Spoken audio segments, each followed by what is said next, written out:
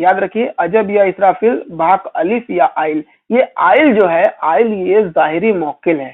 ठीक है। बिस्मिल्लाहिर्रहमानिर्रहीम। अस्सलामु अलैकुम वरहमतुल्लाहि वबरकातुहू।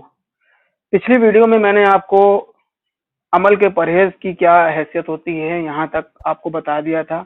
अगर आपने वो वीडियो नहीं देखी है तो पहले आप वो वीडियो देख ले, उसका लिंक जो है आपको डिस्क्रिप्शन में मिल जाएगा। उसके बाद ही आप इस वीडियो को देखें ताकि आपको हर चीज़ अच्छे से समझ में आए। और देखिए, मेरा ये काम है कि आपको जो है, मैं जो भी चीज़ बता रहा हूँ वो पूरा जेन्युइन है और इसी तरीके से ही अमल में मौकिल जाहिर होता है। वरना आप जिंदगी भर अमल करते रह जाइए, आपके सामने मौकिल क्या एक चूटी तक नहीं आएगी। ठीक है, इन चीजों का ख्याल रखिए। बाकी अल्लाह की मर्जी, अल्लाह बिना पढ़े भी दे सकता है और पढ़ने वाले को दे या ना दे उसकी मर्जी है, क्योंकि अल्लाह के इजाजत के बिना एक पत्ता तक नहीं हिलता है। ठीक है, तो आइए अब शुरू करते हैं। देखिए, मौकिल जाहिर कैसे होते हैं। मौकिल जाहिर करने के लिए कुछ खास अलामतें, कुछ खास दुआएं होती हैं। उन चीजों को समझना बहुत जरूरी होता है इंसान को। अगर आप कोई अमल करते हैं, ठीक है, उस अमल को मतलब जिस दिन आपने अमल में बैठना है तो उसके पहले आपने रिजालुल अकायब का ख्याल करना है। फिर आपका जो अमल है वो किस सिमत से ताल्लुक रखता है। जैसे मान लीजिए अलिफ है, आपका अमल का पहला हुरुफ जो है अलीफ है। ठीक है, तो अलीफ किस सिमत से ताल्लुक रखता है ये भी आपको मालूम होना चाहिए। तो उस सिमत में आपको बैठ के मतलब कि उस दिशा में आपको बैठ के उस तरफ मुंह करके आपको बैठना होता है। तभी आपके अमल में वो तासीर पैदा होती है जिससे कि वो मौकिल जाहिर हो सके। और उसमें जो पढ़ाई होती है उसकी कुछ खासियत होती है। जैसे मैंने आपको पिछली वीडियो में बताया था, मैं यहाँ भी आपको बता देता हूँ। जैसे मान लीजिए अगर आपको अलिफ के मौकिल को, ज़ाहिरी मौकिल को जाहिर करना है तो सिर्फ अलिफ की बात करते हैं। तो अलिफ में जो है ये तरीके से पढ़ा जाता है। उसकी पढ़ाई क्या है वो मैं आपको बता देता हूँ। बिस्मिल्लाह करने के बाद जो है आपने पढ़ना है अजब या इसराफिल, बहक अलिफ या आइल। याद रखिए, अजब या इसराफिल, बहक अलिफ या आइल। ये आइल जो है, आइल ये जाहिरी मौकिल है। ठीक है, ये सिर्फ अलिफ का जो है, आइल जो है जाहिरी मौकिल है और इसम अल्लाह की बरकत से ये ताबे और जाहिर और नाजिल होता है। लेकिन अब बात करते हैं कि जो है इसको ताबे और ज़ाहिर करने के लिए आपको इसकी तादाद कितनी होनी चाहिए। देखिए, इसमें तादाद जो होती है वो कई किस्म की होती है, वो मैं अभी आपको आगे बता दूंगा। ठीक है, लेकिन जब आप मौकिल ज़ाहिर करना चाहें तो आप कम से कम उन चीज़ों का ज़रूर ख्याल करें जो चीज़ लाजमी बताई जाती है, जो चीज़ लाजमी कही जाती है। क्योंकि मैंने भी अपने वक्त में बहुत सारी दुआएं पढ़ी, सूरतें पढ़ी। जब मुझे मालूमात इसकी नहीं थी तब जो है मैंने अमल करना शुरू किया था तो मैं नाकामयाब होता था। मैं 3-4 चिल्ले नाकामयाब हो चुका था। लेकिन जब मैंने इसकी गहराई से जो है पूरी छानबीन की, पूरी हर चीज़ को समझा, तब जब मैंने अमल करने बैठा, मैं तो बता रहा हूँ आपको, पहले ही दिन से उसके असरात शुरू हो गए। तो इन चीज़ों के बहुत फ़र्क पड़ते हैं, इतने फ़र्क पड़ते हैं जिसकी कोई हैसियत मैं आपको बता नहीं सकता। ठीक है, ये तो हो गए मौकिल ज़ाहिर कैसे होते हैं।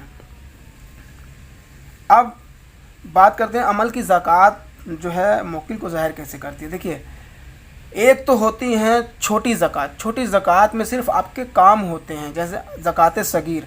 ज़कात सगीर में जो है आपके काम सिर्फ आप पढ़ने के बाद जो है दुआ करेंगे तो वो आपके काम एक बार एक छिल्ले के अंदर हो जाएंगे। अब वो छिल्ले की तादाद कितनी होती है, मान लीजिए जैसे अलीफ़ है। ठीक है, अलीफ़ को, सिर्फ अलीफ़ को आप 111 मरतबा अगर आप ज़बान को विर्द में लाते हैं तो 41 दिन तक आपको 111 मरतबा जब आप पढ़ेंगे तो आपका कोई एक काम जो है 41 दिन के अंदर अंदर होगा। ठीक है, एक काम।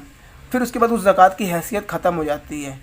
अगर आपको दूसरा काम कराना तो फिर आपको ज़कात देनी पड़ेगी उसकी। अब बात करते हैं कि जो है इसमें मौकिल ज़ाहिर कौन सी ज़कात से होते हैं। तो मौकिल ज़ाहिर करने के लिए आपको चाहिए ज़कात कबीर अकबर।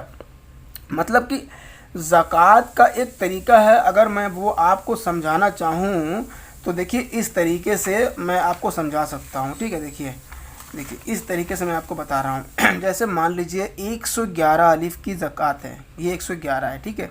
इसको गुणे 4 करिए, ठीक है, फिर गुणे 4 करिए, फिर गुणे 4 करिए, मतलब मल्टीप्लाई इसको आप गुणे 4 में करते चले जाइए, ठीक है। ये 4 बार जो है, जब ये 4 बार गुणा होगा तो जो इसकी ज़कात आएगी, ठीक है।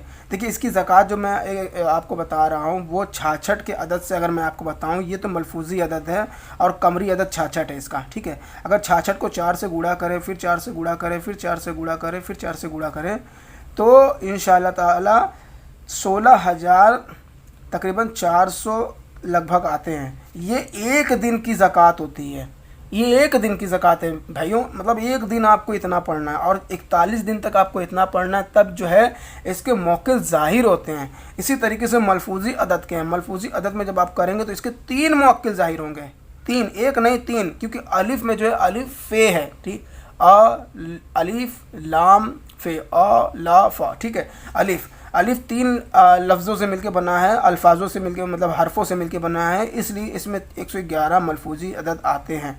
कमरी अदद सिर्फ 66 हैं इसमें अल्लाह के, ठीक है। तो इस तरीके से जो है उसकी कैफियत चेंज हो जाती है और कैफियत चेंज होने के बाद ही जो है उसमें मौके ज़ाहिर होते हैं। लेकिन ये सिर्फ इसम और के हैं, ठीक है। आयत के तरीके अलग होते हैं, आयत के तरीके एक 1.25 लाख के तरीके हैं, ठीक है। अब सूरत चूँकि बड़ी होती है तो सूरत के भी तरीके अलग हैं। सूरत के तरीके जैसे अगर छोटी सूरत है तो उसके 52,000 अगर आप 41 दिन में पूरे करते हैं तो उसके मौके ज़ाहिर हो जाएंगे। लेकिन वहीं अगर आप कोई बड़ी सूरह है तो उसको जो है आप 41 बार अगर डेली पढ़ते हैं, 41 बार अगर डेली पढ़ते हैं, तब भी जो है उसके मौके ज़ाहिर हो जाएंगे। वो अमल की कैफियत पे है और अमल की तादाद पे है कि वो सूरत क्या हैसियत रखती है, वो आयत क्या हैसियत रखती है, या वो इसम क्या हैसियत रखता है। इसम का तो मामला अलग है, उसके लिए मैंने आपको बता दिया, ठीक है। तो हर चीज़ों को समझना ज़रूरी होता है। अब देखिए ये तो हो गए अमल की ज़कात, अगर आप समझ गए होंगे, अगर आपको कोई दिक्कत होगी तो आप कमेंट में मुझसे पूछ सकते हैं, या व्हाट्सअप नंबर मेरा डिस्क्रिप्शन में आपको मिल जाएगा, आप वहाँ मुझसे पूछ सकते हैं। अब बात आती है नमाज, नमाज क्यों ज़रूरी है। देखिए दोस्तों, हम जब अमल करने बैठते हैं तो हमारा या जो है हज़रत आदम अलैहिस्सलाम का जो ज़ाती दुश्मन है, ठीक है, इंसान का जो ज़ाती दुश्मन है वो है इब्लीस।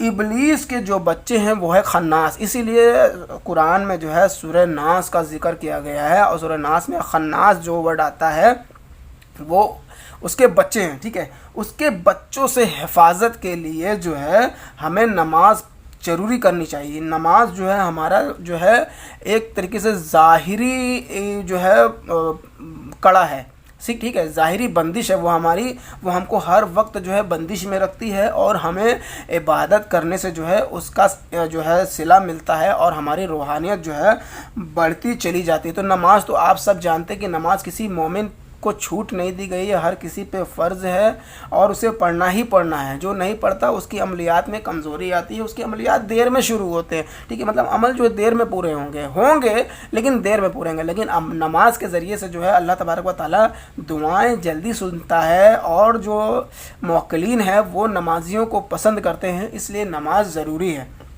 ठीक है। ये तो बात हो गई अब नमाज की। अब बात करते हैं अमल में बखूर की क्या हैसियत। देखिए बखूर है क्या, असल में बखूर की बात हम करते हैं तो बखूर है क्या। सबसे पहले तो आप ये जान लीजिए कि हर दिन के जो सितारे हैं, ठीक है, जैसे आप अगर इतवार को ले लें तो इतवार का सितारा जो है शम्स है, ठीक है, सूरज।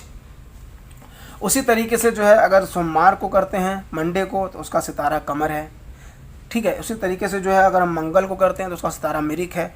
इसी तरीके से जो सितारे हैं जिस रंग के बने हैं उस रंग से बनी हुई चीज़ें, खासकर याद रखिए जो नेचुरल चीज़ें हैं वो उस सितारे में दाखिल होती हैं, वो उस सितारे की खुराक है। ये बुज़ुर्गों का बनाया हुआ तरीका है, इसमें मैं अपनी तरफ से तो कुछ नहीं कह सकता, लेकिन मैं आपको इतना ही कहूँगा कि जो भी ये तरीके हैं वो तरीके बहुत ही अहम हैं, और इन चीज़ों को अगर इंसान समझता है तो ये याद रखिए कि इसकी बहुत ही अहमियत है, क्योंकि अरब ममालिक में जो है मतलब कि जो है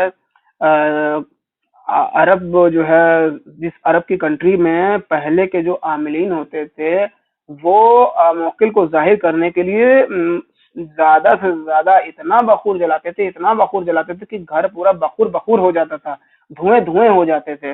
उसी की खुशबू से तासीर में आते हुए मोवक्किलीन जो हैं वो अपने आप ही जाहिर होते थे। अब ये समझ लीजिए इतना फर्क है बखूर का।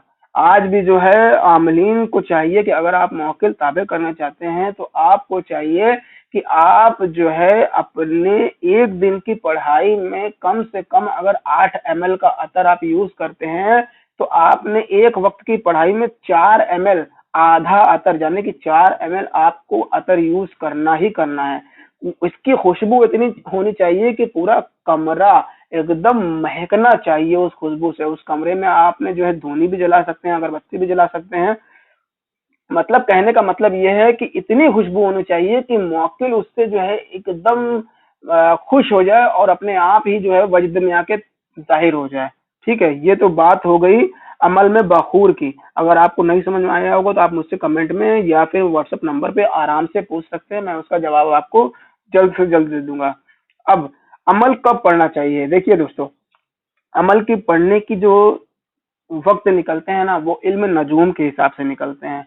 अमल ज्यादा तो बेहतर ये होता है कि बाद नमाज इशा के बाद रात में 11 से लेके आप पहर के तीसरे वक्त तक आप पढ़े। ठीक है, मतलब 3 बजे भोर तक आप फजर की नमाज से पहले पहले अपना अमल पढ़ लें। इससे ये होता है ना कि जो वक्त फरिश्तों का, देखिए फरिश्तों का वक्त जो है रात में तहज्जुद के बाद से और सुबह सादिक के पहले तक का वक्त फरिश्तों का है, जिसे ओरिजिनल मुवक्किल कहते हैं। ठीक है, उसके पहले जो है जिन्नातों का और ऐवान का, इन तरीके के जो मुवक्किलीन है वो भी मुवक्किलीन की जो है उस कैटेगरी में आते हैं, तो उनका वक्त है।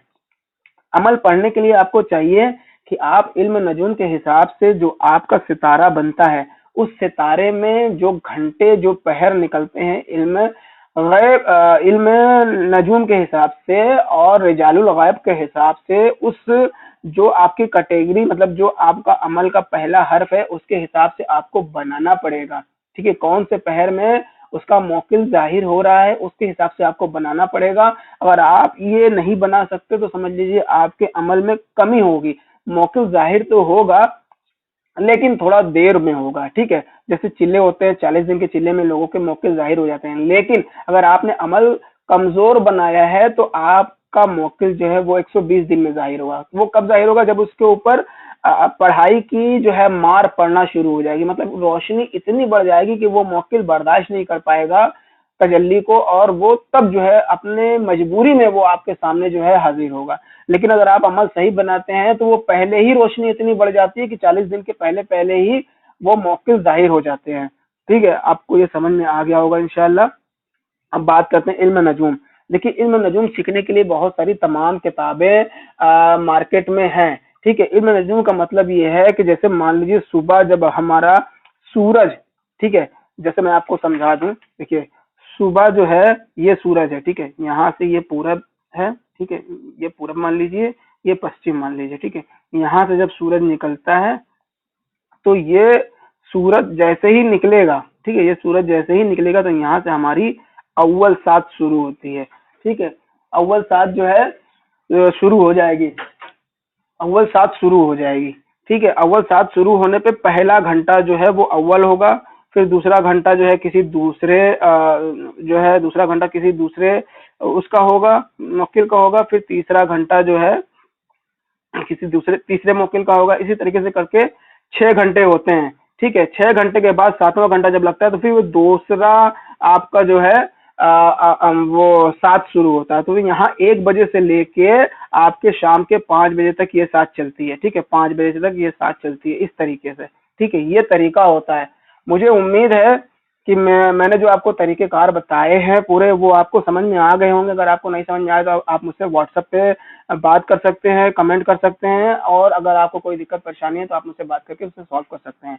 ठीक है, मुझे उम्मीद है इंशाल्लाह आपको ये वीडियो पसंद आई होगी। तो लाइक शेयर सब्सक्राइब करिए, आपके भाई का चैनल है, सपोर्ट करिए, दुआएं दीजिए, सब्सक्राइब करके लाइक करिए वीडियो को। इंशाल्लाह मिलता हूँ आपसे अगले वीडियो में, तब तक के लिए अस्सलाम वालेकुम वरहमतुल्लाहि वबरकातुहू।